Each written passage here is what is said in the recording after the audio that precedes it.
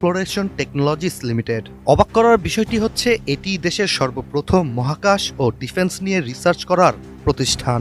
আনুষ্ঠানিকভাবে চলতি বছর যাত্রা শুরু করলেও প্রতিষ্ঠানটির কার্যক্রম চলে আসছিল অনেক আগে থেকেই। ছোট ছোট সফলতা অর্জনের পর এবার প্রতিষ্ঠানটির লক্ষ্য মহাকাশে বাংলাদেশের নাম উজ্জ্বল করা। ধূমকেতু এক্সের প্রতিষ্ঠাতা ও প্রধান নির্বাহী কর্মকর্তা হচ্ছেন নাহিয়ান আল রহমান।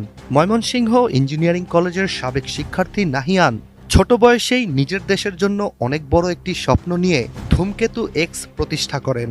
বর্তমানে নাহিয়ান তার 50 জনের সৃজনশীল দল নিয়ে বাংলাদেশকে মহাকাশে পাঠানোর লক্ষ্যে কাজ করে যাচ্ছেন।